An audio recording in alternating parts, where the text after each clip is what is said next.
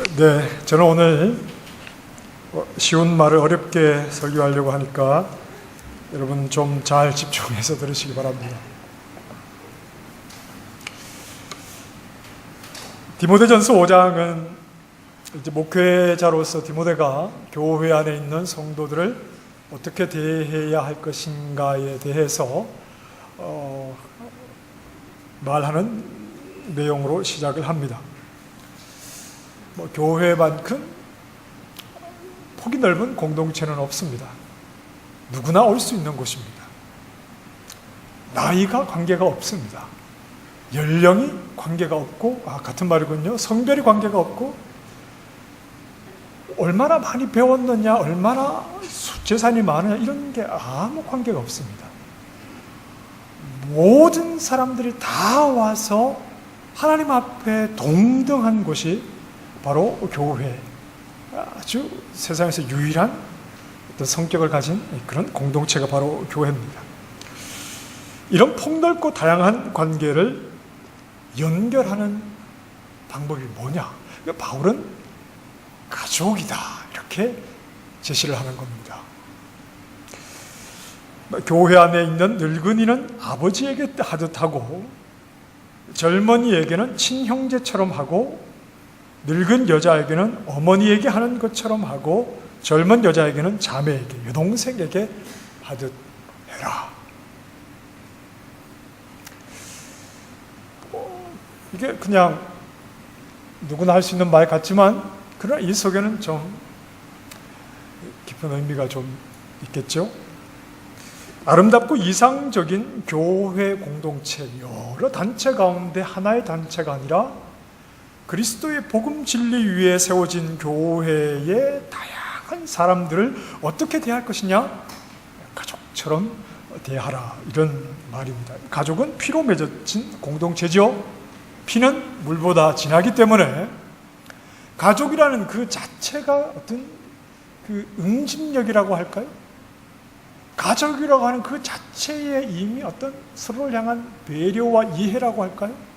이런 것들이 어떤 이 피 한 방울 섞이지 않은 어떤 모임보다 가족이라고 하는 모임에는 한없는 이해와 한없는 용서와 한없는 사랑과 이런 것들로 채워진 것이 바로 이 가족이라는 공동체입니다. 그래서 가족은 막 하나하나 이렇게 재어보고 따져보지 않습니다.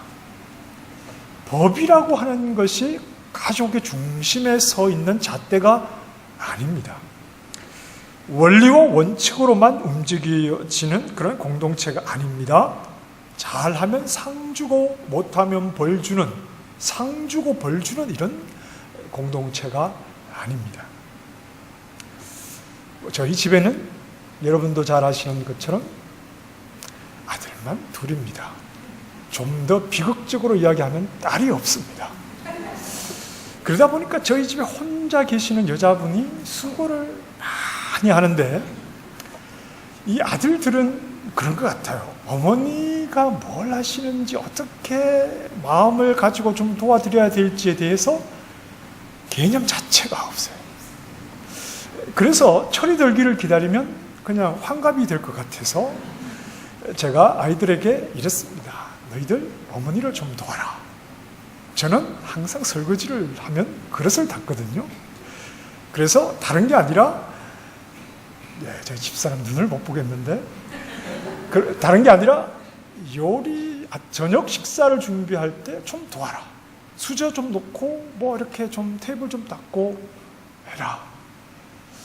제가 억지로 좀 이렇게 강요하다시피 요구를 해서 아이들이 하게 되어서 그런지 모르겠지만, 내 차례가 아니면 안 하겠다는 겁니다. 요일을 하루씩 바꿔가면서 하는데, 오늘은 내 차례 아니니까 절대 안 하겠다. 오늘은 네 차례니까 꼭 네가 해야 된다. 철이 안 들어서 그렇죠. 철이 안 들어서 그렇습니다. 가족은 어떤 원칙을 만들어내는 공동체가 아닙니다. 가족이 그 결과로 원칙을 낳는 것이 아니라, 가족은 화목을 만들어내는 곳이 가족입니다. 그래서 누구 한 사람이 부족할 경우에는 다른 한 사람이 이유가 없어도 그의 부족한 것을 채워주고, 그러나 자기가 수고했다고 해서 그 수고한 대가를 요구하는 것도 아니고, 그저 내가 수고해서 가족이 화목하게 되면 그것이 기쁜 것이 가족이고 가정입니다. 교회 공동체는 이런 가족 관계와 같습니다. 원칙을 따지거나 잘잘못을 따지거나 내가 너보다 낫다고 어떤 서열을 정하려고 하거나 좀 못한 사람을 한쪽 코너에 몰아놓고 그 사람들을 일방적으로 무시하고 은근히 속에서 뭔가 어떤 자부심을 가지거나 이런 것이 아닙니다. 다양한 성도들이 다 함께 화목한 관계를 유지하는 것은 그런 방법으로 되는 것이 아니기 때문입니다. 그 그리스 신화에 그런 이야기 있지 않습니까? 프로크루스테스의 침대. 지나가는 행위를 그 침대에 눕혀서 길면 침대를 벗어나면 잘라버리고, 또 그 침대의 길이가 모자라면 늘려버리고, 이런 식으로 해서 어떤 원칙을 갖다 놓고 거기에 맞춰가는 이런 식으로 어떤 연합이나 하나됨을 추구하는 데가 아닙니다. 교회는. 가정이 그렇지 않듯이 교회도 어떤 원리에다가 거기에다가 사람을 맞춰가며 그렇게 하면 사람을 죽이는 겁니다. 사람 죽이는 겁니다. 그렇게 하지 않습니다. 그렇게 되면 원칙만 남습니다. 사람은 다 죽이고 성도는 다 죽이고 원칙만 남습니다. 교회를 위한 원칙이 아니라 원칙을 위한 교회. 이렇게 완전히 거꾸로 되어버리죠. 자, 여러분 디모데전서 1장으로 한번 가보실까요? 3절 말씀을 보겠습니다. 디모데전서 1장 3절에서 5절까지의 말씀을 한번 읽어보십시다. 시작. 내가 마게도냐로 갈 때에 너를 권하여 에베소에 머물라 한 것은 어떤 사람들을 명하여 다른 교훈을 가르치지 말며 신하와 끝없는 족보에 몰두하지 말게 하려 함이라.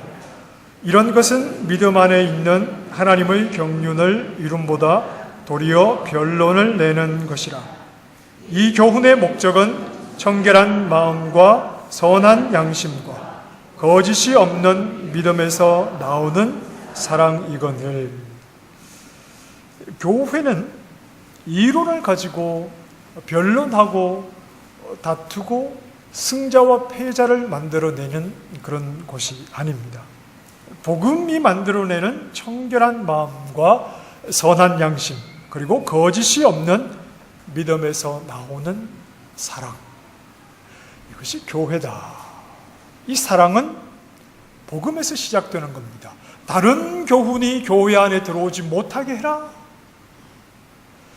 사도 바울을 통해서 선포된 그 복음으로 인해서 그 복음으로만 가득한 교회가 되게 해라. 복음으로 가득한 교회는 사랑이 나타난다. 이렇게 말을 하는 거죠. 갈라디아 교회 오전에도 잠깐 예를 드렸습니다만, 사도 바울이 바른 복음 위에 다른 복음이 들어와서는 안 되고 바른 복음 위에 교회가 세워지게 되면 그 모습은 사랑이라고 말합니다. 형제들아, 너희가 자유를 위하여 부르심을 입었으나 그러나 그 자유로 육체의 기회를 삼지 말고 오직 사랑으로 서로 종노릇하라. 너희가 짐을 서로 지라. 그리하여 그리스도의 법을 성취하라. 그리스도의 법은 사랑 아닙니까? 새 계명을 주셨죠. 사랑. 복음이 잘 스미던 교회는 사랑이 나타나게 되는 겁니다. 복음의 진리가 만들어내는 결과입니다.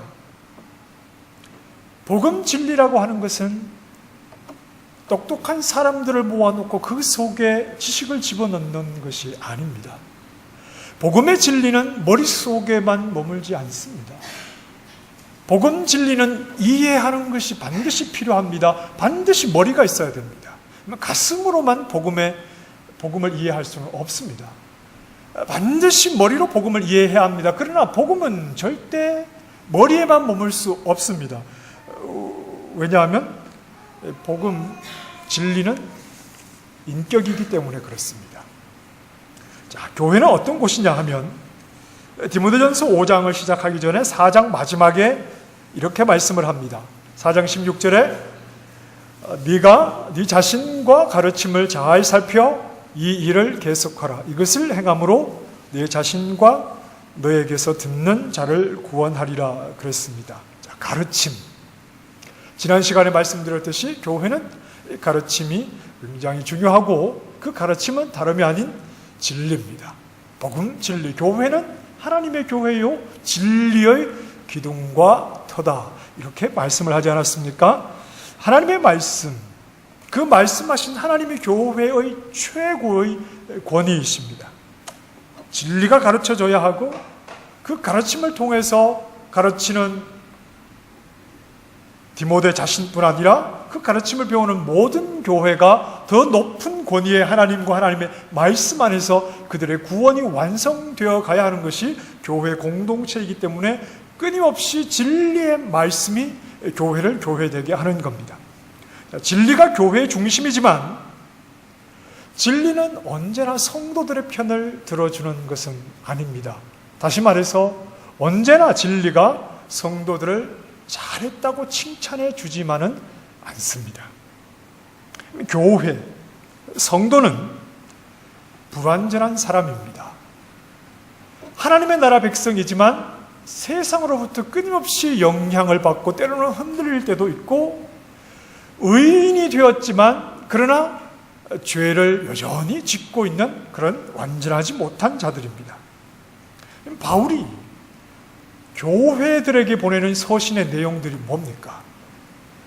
바울 서신들을 보면 여러 교회들에게 서신을 보내는데 그 내용은 음행하지 말아라. 서로 원수 되어서는 안 된다. 당 짓거나 분열하지 말아라. 남을 헐뜯거나 비난하지 말아라. 세상의 육체에 속했던 것을 벗어버리지 못하고 여전히 육에 속한 자로 살아가서는 안 된다. 술 취하지 말아라. 부모를 공경해라. 이것이 사도 바울이 교회에 보내는 서신의 내용입니다. 40일 금식 기도해라. 성경 10번 읽었느냐? 잘 읽었다. 200번 읽어라. 이런 내용이 아니라 이건 교회가 아니라 마치 세상을 향해 보내는 것처럼 여전히 육을 입고 있는 자들을 향해서 보내는 내용들이, 그건 다시 말하면 그만큼 현재 교회의 수준은 낮다는 겁니다. 다시 말하면 완벽하지 못하다는 겁니다. 우리의 모습이 그렇다는 겁니다. 이게 교회입니다. 그러기에 진리의 말씀은 성도들의 편을 들어서 늘 잘했다 칭찬하지 않고 꾸중합니다. 책망할 때가 있습니다. 디모데후서 3장 16절에 말씀하는 것처럼 하나님의 말씀, 진리의 말씀은 어떤 방향으로 우리가 나아가야 할 것인지에 대해서 가르쳐주는 교훈과 해서는 안 될 일을 하고 있는 우리를 향한 책망과 그리고 틀어지고 무너진 것을 바르게 잡아 일으켜 세우는 바르게 함과 의롭게 살아가는 방법이 무엇인지를 가르치는 의로 교육하는 것, 이러한 것이 바로 교회를 향해서 주신 하나님의 말씀입니다. 진리의 말씀이 교회의 중심이 되고 또 성도들을 책망하고 바르게 하는 일들이 분명히 있습니다. 그 말씀 앞에 성도는 실수와 잘못과 또 죄에 빠진 그러한 모습이 드러나게 됩니다. 그렇다면 바르게 잡아야 합니다. 진리의 말씀을 벗어났다면 말씀 안으로 들어오도록 바르게 교육해야 하고 때로는 책망을 할 때가 있습니다. 하지만 말씀만 있고 성도는 없으면 안 됩니다. 말씀이라는 원리는, 말씀에서 나온 원리는 춤을 추고 있는데 그것으로 성도를 죽여버리면 안 됩니다. 교회가 진리의 기둥과 터다. 이 말은 무슨 말입니까? 예배당이 진리의 기둥과 터라는 말입니까? 교회가 진리의 기둥과 터라는 말은 성도가 진리의 기둥과 터라는 말입니다. 그런데 교회 안에 말씀에서 나오는 원리는 춤을 추고 있는데 그 원리로 성도들을 다 죽여버리면 이건 진리의 기둥과 터로서의 교회 성도의 모습이 아닌 겁니다. 진리의 말씀을 통해서 성도가 구원을 얻어야 합니다. 성도 안에 진리의 말씀이 녹아져야 합니다. 이건 성도 밖에서 어떤 원칙이 되어서 성도들을 죽이는 역할을 하는 것이 아니라, 그게 진리가 아니라, 진리는 교회의 기둥, 교회가 진리의 기둥과 터라는 말은 성도가 진리의 기둥과 터이기 때문에 그 말씀은 성도 안으로 들어와서 성도를 안에 말씀이, 진리의 말씀이 녹아져야 하는 것이지, 어떤 잣대와 기준이 되어서 이것저것 다 쳐내고 성도를 죽이는 차원에서 진리가 교회에 있어야 한다는 말이 아닙니다. 교회 안에서 책망과 꾸지람과 비난은 어디에서 나와야 합니까? 말씀에서 나와야 합니다. 다 말씀에서 나와야 합니다. 맞습니다. 그러나 성도를 살리는 쪽으로 가야지, 진리의 말씀이 성도 안에 담기는 쪽으로 가야지, 성도는 죽이고 말씀만 성도 밖에 살아있다고 할 때 이것은 진리의 기둥과 터로서의 교회의 모습이 아니다 하는 겁니다. 여러분, 요한계시록 2장으로 한번 가보십시다. 구약 성경에 있죠. 요한계시록 2장 1절부터 4절까지의 말씀을 한번 읽어보실까요? 시작. 에베소 교회의 사자에게 편지하라.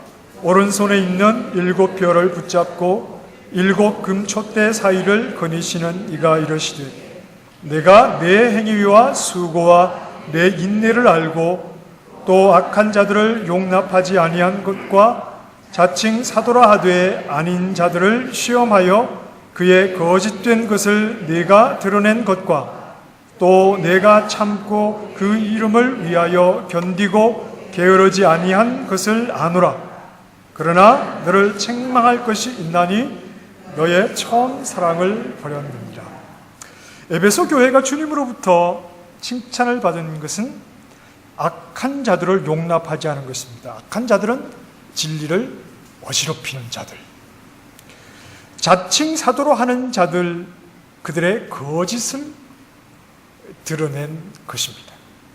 그래서 교회가 진리의 복음 안에서 벗어나지 않도록, 거짓되고 잘못된 것이 들어오지 않도록 교회를 잘 지켜낸 것, 이것을 주님께서 칭찬을 하십니다. 아주 중요한 일입니다.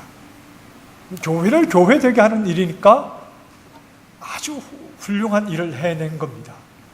그런데 책망을 받은 것이 있습니다. 너희 처음 사랑을 버렸다. 처음 사랑의 대상을 주님이라고 생각하실 수도 있겠으나 성도라고 좀 볼 필요가 있습니다. 복음 진리 안에서 사랑으로 시작된 공동체가 바로 교회입니다. 사랑으로 시작된 공동체. 교회가 진리를 지켜내기 위해서 모든 악한 것과 진리를 가장한 거짓을 발견하는 즉시 다 도려내버렸습니다. 그래서 조금도 거짓된 것이 발을 붙이지 못하도록 다 교회가 도려냈습니다. 그런데 그러다 보니까 성도에게서 나타나는 연약함, 성도에게서 나타나는 부족함, 그것마저도 도려내기 바쁜 겁니다. 진리를 지키기 위해서 진리가 아닌 것을 철저하게 제거하는 것은 좋은데, 성도라는 게 늘 연약함과 때로는 책망을 받아야 하고 바르게 함을 받아야 하는 연약한 자이기에 늘 부족함이 있는데, 그 부족함이 나타날 때마다 다 그것을 지적하고 그것을 책망하고 정죄하고 이러한 모습으로 교회가 바뀌어 갔다는 겁니다. 서로가 가진 작은 허물에도 칼을 대다 보니까 서로를 도려내는 이러한 모습으로 교회가 점점 바뀌어 갔습니다. 진리는 남았는데 진리 자체만 남아 있습니다. 그 진리를 담고 살아간다고 하는 성도는 서로를 비난하고 정죄하는 데 그 진리를 사용할 뿐이지, 진리가 녹아진 인격, 진리를 품은 인격이 되어서 서로를 사랑하는 모습은 다 사라지고 말았다는 겁니다. 진리가 있습니다. 진리가 무엇인지 압니다. 그러나 그 진리는 서로를 비난하고 서로를 정죄하는 데 사용되는 진리였지, 그 진리가 내 안에 녹아지고 진리가 내 안에 스며드는 역할로 진리가 사용된 것이 아니다 하는 겁니다. 차기만 합니다. 교회, 성도의 인격을 벗어나 따로 있는 진리는, 지식으로만 머무는 진리는 차입니다. 끊임없이 그것은 칼이 되어서 사람을 재단합니다. 도려내버립니다. 진리는 성도 안에 담겨야 되는 것이지 성도와 진리가 따로 놀지는 않습니다. 그런데 그 진리를 교회가 유지한 것은 좋지만 내 안에 녹아지지 않고 그것만 가지고 있으니 그것은 끊임없이 상대를 향해서 상대를 도려내고 정죄하고 비난하고 판단하는 일에 쓰였다. 그러니 그 교회는 차기만 한 교회입니다. 왜 그렇습니까? 디모데전서 1장에서 바울이 뭐라고 말하지요? 바른 교훈, 바른 진리가 교회 안에 있을 때 그것은 사랑으로 나타나야 하는데, 진리가 속에 들어오지는 않고 머릿속에만 있고 내 손에 거머쥐 있으니 그것으로 사람을 죽이는데 진리를 사용하는 겁니다. 무작정 따뜻하기만 한 것도 문제입니다. 근거 없이 따뜻한 것, 이건 심각합니다. 진리 없이 좋은 분위기, 이건 교회 아닙니다. 진리만 가지고 서로를 죽이는 것도 교회 아니지만, 진리는 없이 머리는 텅 빈 채 가슴으로만 따뜻한 이런 데는 교회가 아닙니다. 그런 데는 복음 없이도 따뜻한 공동체는 얼마든지 있습니다. 다른 종교에도 얼마든지 있습니다. 복음에 대한 이해가 없이 그저 인간의 열심으로만 따뜻한 이런 데는 얼마든지 있습니다. 진리는 차지 않습니다. 진리는 싸늘하지 않습니다. 진리는 냉정한 그런 법이 아닙니다. 진리는 인격입니다. 진리는 예수 그리스도이십니다. 진리는 은혜입니다. 은혜는 원인과 결과로 설명할 수 없습니다. 왜? 라는 이성적인 질문에 어떤 이성적인 답변을 하기가 어렵습니다. 왜 예수님이 죄인을 구원하셨는가? 왜 예수님이 나를 위해 죽으셨는가? 왜 예수님이 나 같은 것에게 찾아오셨는가? 왜 우리가 아직 죄인 되었을 때에 하나님의 원수였던 우리를 위해서 하나님의 사랑이 얼마나 확실한가를 십자가를 통해 증명해 보이셨는가? 정답은 하나님은 나를 사랑하시니까. 이렇게 시험지에 답을 적듯이 한 문장으로 적어낼 수 있는 문제가 아닙니다. 차가운 머리로, 차가운 이성으로, 싸늘한 원리와 원칙으로 그렇게 그 질문에 대답을 할 수 있는 것이 아닙니다. 사랑은 인격과 인격 사이의 거래입니다. 아무런 대가를 바라지 않고 어떤 계산도 하지 않는 상대방을 위해서 나 자신을 끝없이 내어주는 인격과 인격 사이의 거래가 사랑이지, 사랑은 지식에 머무는 것이 아닙니다. 차가운 법이 아닙니다.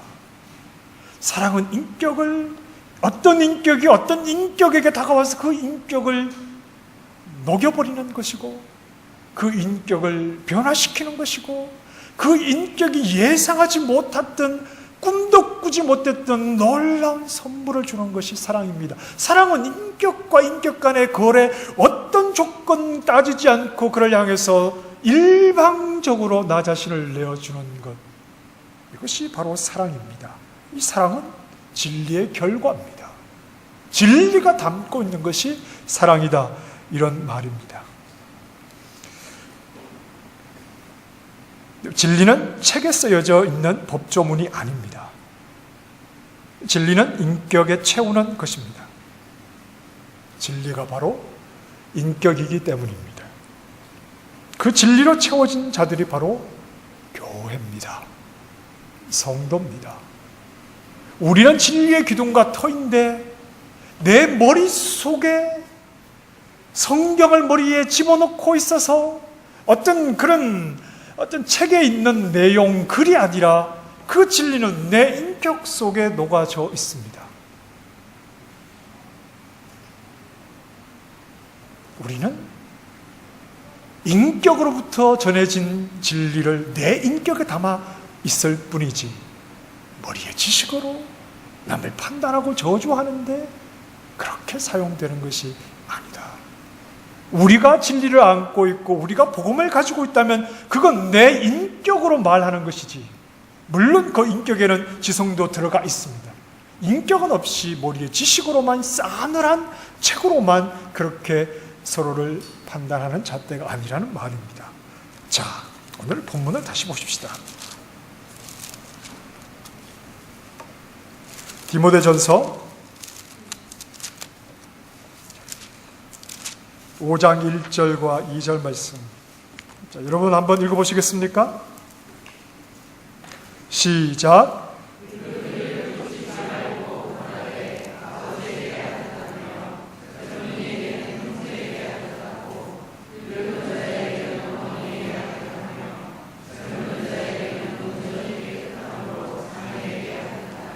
지금 이 말씀은 디모데에게 하는 말씀입니다. 디모데는 누굽니까? 디모데는 교회 앞에서 진리의 말씀을 가르치는 자입니다. 하나님의 말씀을 그들에게 가르치는 자입니다. 그러나 디모데는 하나님의 말씀을 지식으로만 가지고 있는 자가 아니라 그 진리의 말씀을 자기 인격에 담고 있는 사람입니다. 물론 교회 앞에서 가르치기에 지식적인 것을 가르치겠죠. 그러나 디모데는 이미 하나님의 말씀, 그 진리의 말씀, 복음을 자기 인격에 담고 있는 사람입니다. 교회 안에 있는 다양한 성도를 아버지와 어머니, 또 형제와 여동생으로 보고 있다는 것은 진리가 가지는 예리함, 진리는 배타성이 있습니다. 이것저것 다 받아들이는 게 진리는 아니지 않습니까? 그렇기 때문에 진리는 예리한 부분이 있습니다. 진리는 배타성이 있습니다. 그러나 진리가 가지는 예리함과 배타성만을 가지고 성도를 대해서는 안 된다. 그러면 꾸짖어야죠. 성도에게는 연약함이 있기 때문에, 책망을 받아야 하는 부족함이 있기 때문에 진리의 예리함과 배타성만을 가지고 말씀을 가르치면 끊임없이 성도를 꾸짖어야겠죠. 늙은이를 꾸짖지 말고 그랬습니다. 어디 늙은이만 그렇습니까? 젊은이도 마찬가지죠. 꾸짖어야 합니다. 그러나 바울은 디모데에게 네가 진리의 말씀을 가르치는 자리에서 그 예리함과 배타성과 차가운 법으로 성도들을 난도질하지 말고 그 인격을, 그 진리를 너의 인격 안에 녹아내야 한다. 너의 인격으로 인격에게 다가가야 한다. 차가운 법과 규율을 가지고 누가 지켰느냐, 누가 지키지 않느냐, 그렇게 점수를 매기고 잘했다 잘못했다 상벌을 주려고 하지 말고 너희라는 인격 속에 내게 녹아진 그 진리이신 인격이 또 다시 너를 통해서 인격에게 다가가는 것이지, 성도들을 한 사람 한 사람 어떤 진리의 말씀으로 그들을 정죄하고 판단하는 것으로 말씀을 가르쳐서는 안 된다. 진리의 내용은 사랑이요, 그 사랑은 이미 진리신 그분으로부터 네가 받았다면 너는 또 다시 너의 앞에 서 있는 성도들을 인격으로 대하면서 인격과 인격으로 하나님의 진리의 말씀이 무엇인지, 진리가 담고 있는 사랑이 무엇인지를 성도들에게 보여줘야 한다. 그런 내용입니다. 옳다 틀렸다 그것으로 끝나서는 안 된다는 말입니다. 진리가 원하는 목표는 얼마나 옳았느냐 얼마나 틀렸느냐 그것으로 끝나는 것이 아닙니다. 진리의 물을 타라는 것은 더더욱 아닙니다. 진리의 물을 타서 분위기가 좋아지면 그건 교회가 아닙니다. 이것저것 다 용납해서 사이좋게 지내면 교회 아닙니다. 그렇다면 바울이 갈라디아 교회를 향해서 그런 어떤 경고의 메시지를 보낼 필요가 없습니다. 인격 대 인격으로 진리 앞에 서라는 말입니다. 진리이신 인격을 내 안에 담으라는 말입니다. 그리고 내 인격 안에 진리를 담은 채 다른 인격에게 다가가라는 말이지.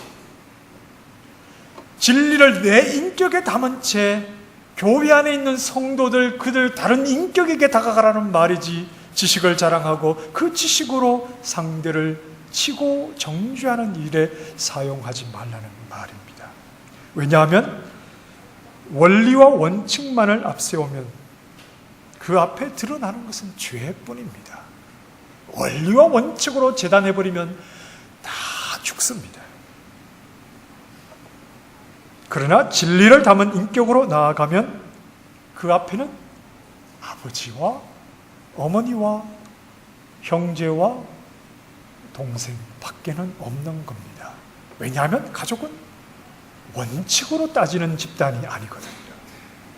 가족은 피로 하나 되어서 서로의 허물을 다 덮어주고 용납하는 인격과 인격의 모임이지 어떤 원칙과 법을 가지고 서로를 따지는 것이 아니거든요. 우리는 가족입니다. 왜냐하면 우리에게는 그리스도라는 그 진리의 복음이 인격 안에 다 들어있기 때문에 그렇습니다. 우리는 진리를 인격으로 받았기 때문에 그렇습니다. 왜냐하면 그분은 인격이셨으니까요. 그러니 인격으로 진리를 녹여낸 사람들은 서로를 정죄하고 판단하려고 다가가는 것이 아니라 서로를 인격으로 보며 내 안에 있는 진리로 그에게 다가가 그에게 허물이 있고 그에게 연약함이 있고 책망받을 일이 있다 하더라도 인격이신 그분이, 진리신 그분이 나를 책망하지 않고 죄인 되었을 때에 나의 죄를 덜추어내지 않고 그 진리가 나에게 사랑으로 오신 것처럼 그 진리의 복음이 내 안에 담겨져 있을 때 우리는 서로를 향해서 서로를 품기 위한 인격과 인격으로 서로를 만나야 하는 겁니다. 정죄와 판단은 진리의 한 부분인 것은 사실입니다. 그러나 사랑이라는 진리의 완성으로 나타나기를 원하는 겁니다. 머릿속에 머무는 하나의 어떤 부분이 아니라 내 인격 속에 다 스며든 진리의 그 사랑이라는 모습으로 나타나야 하기 때문입니다. 이해할 수 없는 사랑으로 오신 그 인격이, 그 진리가 내 안에 채워지면 나 역시 정죄하는 진리가 아니라 상대가 이해하지 못하는 사랑으로 그에게 다가가야 하는 것이 맞습니다. 그러니 꾸짖기보다는 아버지와 어머니로, 형제와 자매로 내 안에 있는 진리가 보이는 사랑으로 그들을 품어줘야 하는 모습이 옳다 하는 겁니다. 진리를 상대에게 적용하려고 하지 마십시오. 그러면 정죄밖에는 없습니다. 진리를 내 인격에 먼저 적용하십시오. 진리가 내 안에 있어야 합니다. 그럴 때 허물이 있는 연약한 성도라도 그를 정죄하기보다 그를 품으려고 하고 그를 사랑하려고 하고 가족으로 그를 대할 수 있는 겁니다. 왜냐하면 진리이신 인격이 저에게 그렇게 왔기 때문에 그렇습니다. 늙은이를 꾸짖지 말고 권하되 아버지에게 하듯하며 젊은이에게는 형제에게 하듯하고 늙은 여자에게는 어머니에게 하듯하며 젊은 여자에게는 온전히 깨끗함으로 자매에게 하듯하라. 우리는 인격과 인격 그리고 원인과 결과로 서로를 판단하고 정죄하는 이런 공동체가 아니라 이유 없이 서로를 품어주는 가족입니다. 진리가 우리 인격 안에 있기 때문에 그렇습니다. 온전하지 못합니다. 그러나 우리는 더 온전해지려고 해야 합니다. 이것을 가지고 상대에게 요구해서는 안 됩니다. 네 안에 인격이 있으면 나한테 이렇게 다가와야지. 이렇게 요구해서는 안 됩니다. 내가 내 안에 인격이 채워지면, 내 인격 안에 진리가 채워지면 우리는 더 채워지는 대로 그렇게 모든 사람에게 다가갈 수 있는 겁니다. 진리의 기둥과 터인 우리 교회가 되기를 원합니다. 진리를 남에게 적용하는 것이 아니라 내 인격에 담아내는 공동체가 되기를 원합니다. 그래서 인격에서 인격으로 서로를 대하며 허물이 있어도 정죄하고 판단하는 것이 아니라 따뜻하게 진리가 우리에게 주는 사랑으로 좀 더 서로를 품어주는 그런 아름다운 공동체, 우리 교회가 되기를 소망합니다. 기도하겠습니다. 하나님, 우리는 진리의 기둥과 터입니다. 진리가 내 입에만, 내 머리에만 있지 말게 하시고, 진리는 인격이시니 그 인격이 저의 인격 안에 더 많이 스며들게 해주시고 다 녹아지게 해주셔서 저 또한 교회 안에 연약한 성도들, 그들을 판단하고 정죄하는 것이 아니라 인격으로 인격에게 다가가 주님이 저에게 보이셨던 것처럼 더 많은 사랑으로 서로의 허물을 덮어주는 아름다운 모습으로 한 가족으로 설 수 있도록 저희 교회를 인도해 주시옵소서. 예수님 이름으로 기도합니다. 아멘.